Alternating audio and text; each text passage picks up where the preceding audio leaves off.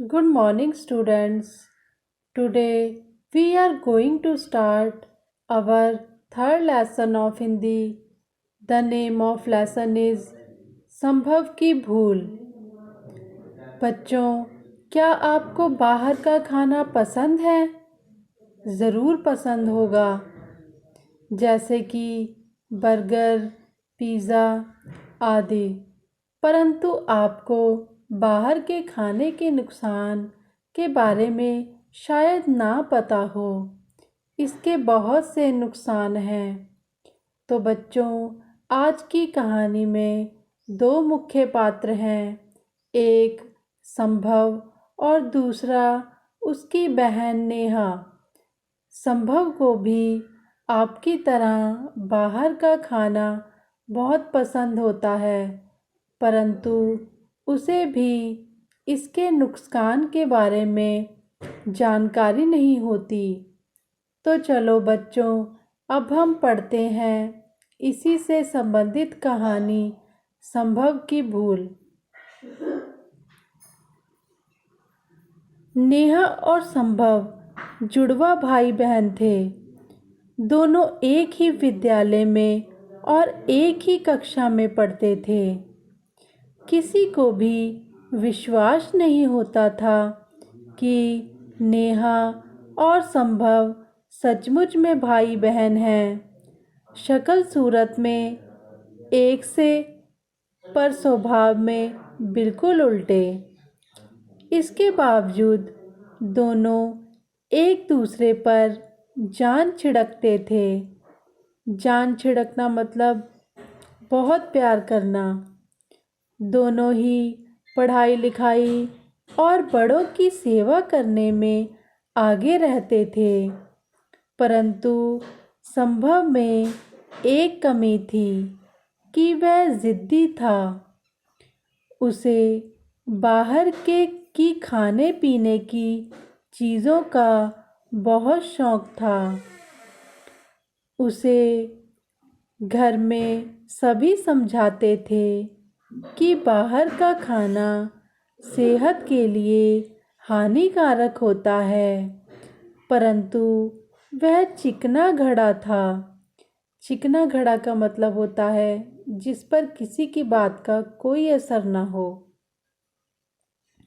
एक दिन खाने की छुट्टी में संभव ने स्कूल के बाहर चाट वाले को खड़ा देखा, तो चाट देखकर उसके मुंह में पानी आ गया। उसने सोचा, अरे वाह, आज अच्छा मौका है।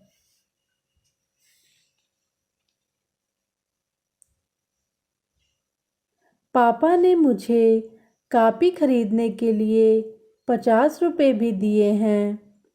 क्यों ना मैं बचे हुए रुपए की चाट खा लेता हूँ। यह सोचकर उसने 40 रुपए की कॉपी ले ली और बचे हुए रुपयों से तुरंत चाट खाने चल दिया। नेहा ने उससे बहुत मना किया, पर वह नहीं माना। घर जाने की छुट्टी के समय भी संभव बहुत खुश था, परंतु घर पहुंचते ही संभव रोने लगा। माँ ने उससे रोने का कारण पूछा। संभव बोला, माँ, मेरे पेट में बहुत तेज दर्द हो रहा है। माँ ने उसका माथा छूकर देखा तो उसका माथा भी गर्म था। उन्होंने प्यार से पूछा, बेटा, क्या तुमने आज बाहर से कुछ लेकर खाया था? नेहा तुरंत बोली, हाँ माँ, आज इसने खाने की छुट्टी में स्कूल के बाहर चाट वाले से चाट लेकर खाई थी। मैंने इसे बहुत समझाया कि उस चाट वाले का सामान खुला रहता है और उस पर मक्खियाँ भिन भिन आती हैं। यह स्वास्थ्य के लिए ठीक नहीं है। पर इसने मेरी बात नहीं सुनी। माँ ने कहा, बेटा, नेहा बिल्कुल ठीक कह रही है। तुमने देखा ना उस चाट को खाने का परिणाम। चलो अब आराम करो, मैं दवाई मंगवाती हूँ। घर के पास ही दवाइयों की दुकान थी।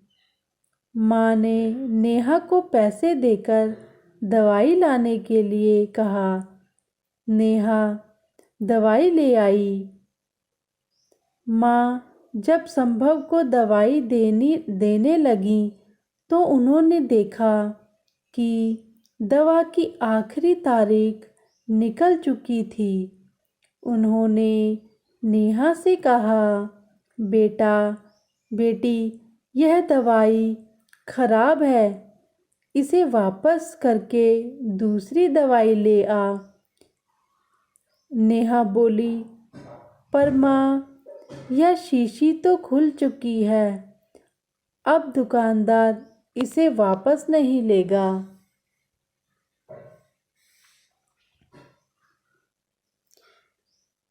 दुकानदार अकड़कर बोला, यह दवाई मैंने नहीं बनाई, इसकी जिम्मेदारी कंपनी की है। मैं भला जहर क्यों बेचूंगा? पर दवाई तो आप बेच रहे हैं, कंपनी नहीं। हम आपकी शिकायत कर देंगे, माँ ने गुस्से से कहा। अब दुकानदार घबरा गया। वह गिड़गिड़ाकर बोला, बहन जी, मुझे माफ़ कर दीजिए, अब यह गलती कभी नहीं करूँगा।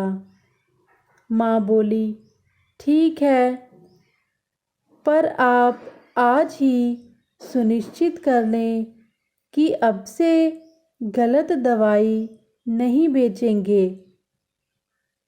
और कल ही उपभोक्ता के अधिकारों का बोर्ड लगवाएंगे ताकि सभी लोग जागृत हो सकें।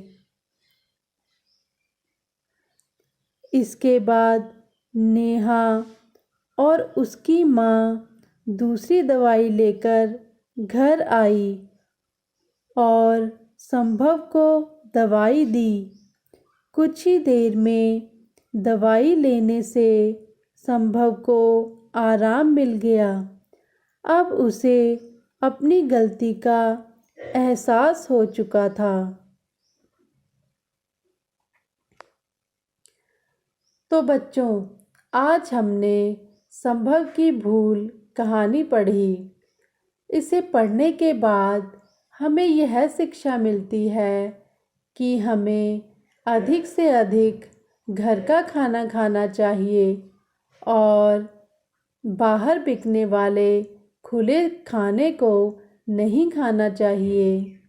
और एक और महत्वपूर्ण सीख हमें इस कहानी से मिली है कि हम जब भी बाहर से कोई दवाई खरीदें तो उसका मूल्य उतना ही दें जितना उस डिब्बी पर अंकित होता है और उसकी समाप्ति तिथि यानी एक्सपायरी डेट देखकर ही दवाई को खरीदें।